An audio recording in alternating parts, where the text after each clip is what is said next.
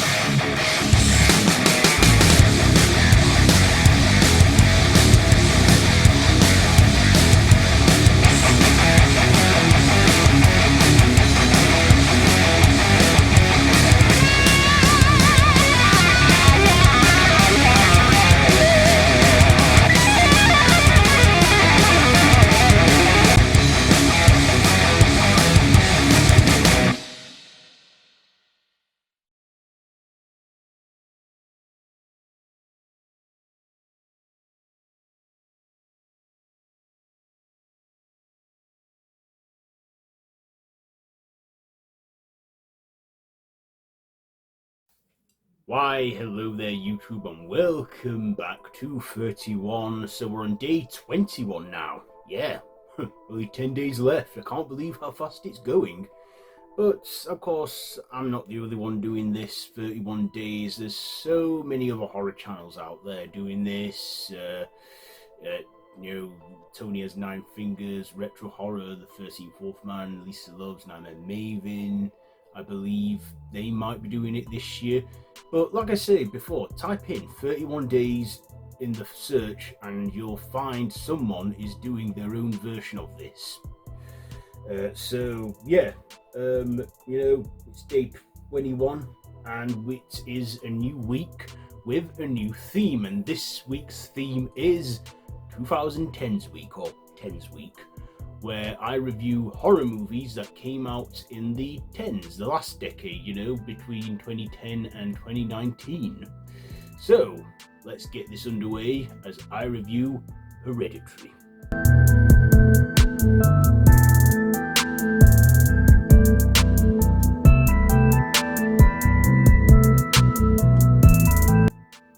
So this is a psychological horror drama which, of course, was written and directed by Ari Aster, making his big directorial debut and catching, the horror scene by storm with this hit.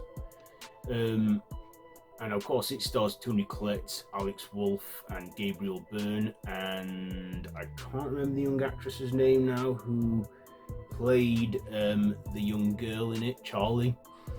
But in this, it's the trailer completely got us off guard, didn't it? I mean, the young girl, Charlie, her face was all over the marketing for this film and the trailers and stuff, and yet she only has a small part in it. So what it is the Graham family are mourning the loss of Annie, the matriarch, the mourning the loss of her mother. But little did she know that her mother was actually part of a witch cult that worshipped a demon. And, of course, during the film's events, the son of the family, Peter, played by Alex Wolff, goes to a party and his mother insists that he takes Charlie with her, and she has an allergic reaction to a cake with nuts in it, and he's driving her to the hospital whilst he's under the influence, and just as he sees a dead deer in the road, he swerves off and his sister Charlie gets decapitated. And I'm like, not even halfway into this movie, I'm like, wait, is she dead? And of course she is. And like I said, she was like the main focus of the film's marketing and in the trailers and stuff. Also, who can forget that sound she makes, that yeah. And then throughout the rest of the film, Annie slowly descends into madness, with her grief. She makes friends with a woman who knew her mother, and, it's revealed that, there's this cult, are not done with the Graham family yet. And it is revealed in the end that the demon prince Haman that the cult worships needs a male host to walk among them, and in the big ending it's revealed that Peter is that. And yeah, it has a very bizarre ending. So that's the story there. So what did I like about this film? Well, when I first saw the posters and the trailers for this film, I thought this is going to be like a sort of typical possession movie, which it is. But how it got me off guard. I mean, Ari Aster, like I said, just by this first film, he definitely made his mark in horror. And, this film is on for, I think, 2 hours or so. It's on a while, but, and is a slow burn, but an interesting slow burn. You see, like I say, I have a love-hate thing with slow burn films. They either are good and worth the big reveal, or they are not. This case, it was, because it kept me watching, it kept me guessing, and with the whole first act, changed in the course of the film, I was like, okay, now it's going to go in a different direction, and it does. And, as the film goes deeper and deeper into supernatural territory, we see that, is this all Annie? Is it all in her head, or is this cult really messing with her? And Toni Collette puts up a great performance in this film, playing Annie. I mean, she's incredible. Like, the whole dinner table scene, the whole meeting scene, and then when she gets possessed and slices her head off with piano wire. And then, of course, we have Gabriel Byrne in this, who is a supporting role. He plays the patriarch of the family, and I think he does a good job in this too as a support actor. Wolff, who I knew fresh off Jumanji, Welcome to the Jungle at that time, he's definitely, proved he can act in other genres other than horror and that. And here's a little fun fact: the scene where he's in the classroom and he slams his face on the table, he actually really did slam his face on the table and cause himself an injury.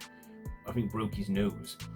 And that is actual realness that got caught on the camera, because he assumed that the desk would be, foam, somewhat soft, so he's not really hurting himself. But he actually went all in there, not realizing it was a real desk table.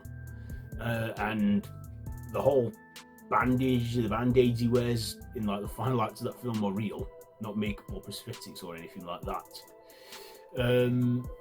But yeah. When this film came out, before I saw it myself, I thought this film's already overrated, it's doing my nutting. But then when I went to go see for myself, I was like, oh wow, I can see what people are on about with this film. It is dark, it is sinister, it is unsettling, it's just interesting. Ari Aster has stated that this is a film about grief and loss, which it is. It's a grief drama, as he puts it, but with horror in there.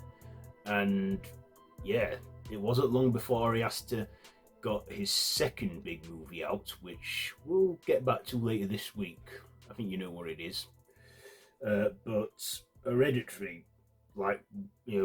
just a great start for his, horror making career, if he should choose to keep going in that route.